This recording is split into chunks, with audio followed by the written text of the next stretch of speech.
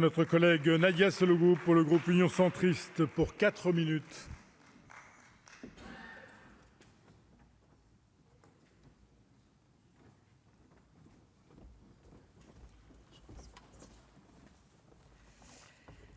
Monsieur le Président, Monsieur le Ministre, mes chers collègues, le monde associatif a explosé. Il est désormais un acteur incontournable de la vie économique. Ses missions se sont multipliées. Là où aucune collectivité n'a la fameuse compétence, ni parfois les moyens, pour répondre à certaines attentes et besoins de la population, le monde associatif, tel un petit soldat providentiel, se lève et propose ses services. Les associations, désormais, rendent des services quasi-services publics. Il est grand temps que le législateur leur facilite la tâche. Alors, quelle bonne nouvelle que ce texte qui présente un caractère d'urgence. Enfin, on se penche sur ce sujet.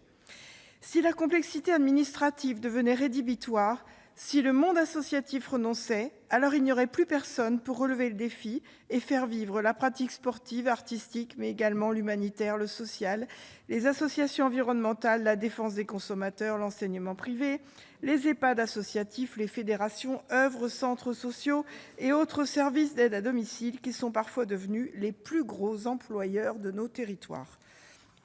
Ce texte, entre autres dispositions, prévoit que les parlementaires puissent siéger dans les commissions d'attribution du FDVA. Nous connaissons la plupart de nos associations, nous connaissons leurs acteurs et leurs actions. En retrouvant une place légitime dans cette instance, nous participerons concrètement au soutien de ce maillage de nos territoires. L'article 3 propose également une mesure très intéressante. Nous connaissons tous en effet le cas des associations qui, devenues sans objet ou ayant perdu leur leader, tombent dans un profond sommeil. Telles Blanche-Neige, elles attendent le baiser qui les ramènera à d'autres aventures. Elles gèlent des trésoreries. Pour voir si t'écoutes. Elles gèlent des trésoreries qui seraient fort utiles à d'autres causes. Ces comptes dits inactifs pourraient être fléchés vers le FDVA. Il nous faudra seulement veiller à ce qu'ils ne s'égarent pas en route vers des gouffres sans fond d'autres déficits totalement étrangers à l'affaire. La mesure, par ailleurs, n'aura de sens que si elle vient s'ajouter au fonds d'État fléché chaque année vers le monde associatif et non pas permettre un retrait discret des finances publiques devant l'arrivée de cette manne providentielle.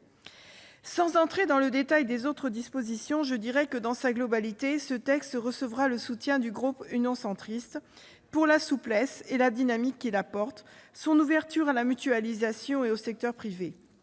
La seule limite étant de ne pas apporter de contraintes supplémentaires aux collectivités. Pour aller encore plus loin, je souhaite profiter de l'occasion pour attirer votre attention, Monsieur le Ministre, sur une proposition portée initialement par notre collègue Catherine Troendlé. Les associations sans but lucratif organisent un nombre toujours plus grand de manifestations qui contribuent à l'attractivité de la vie locale. Pour ce faire, elles recourent bien souvent de façon ponctuelle à des aides type gardiennage, manutention, services, entretien, etc. Pour tous ces emplois et sans aucune dérogation, il faut réaliser à chaque fois des déclarations à l'URSSAF, même pour quelques heures de poste. Cette lourdeur administrative les étouffe. C'est pourquoi nous proposons pour les associations à but non lucratif une dérogation dans la limite de 6 fois par an à ces obligations déclaratives. Ce serait un simple alignement de la réglementation sociale sur la réglementation fiscale, puisque la loi exonère les recettes de 6 manifestations annuelles. Je vous remercie d'étudier cette disposition qui entre parfaitement dans le cadre des débats de ce jour, raison pour laquelle je me suis autorisée cette digression. En pensant à toutes les associations que nous croisons quotidiennement, de la plus petite jusqu'aux énormes vaisseaux, je réalise que tous les acteurs ont le même visage. Le visage de l'engagement, le visage de la passion pour une cause, le visage de mon voisin.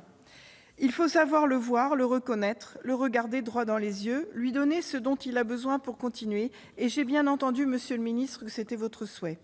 Faute de quoi il va tout simplement un jour rentrer chez lui. Conclure. J'attire une nouvelle fois votre attention sur le fait que personne à ce jour n'a les moyens humains et financiers de remplacer le monde associatif et son armée de bénévoles. Merci. La parole est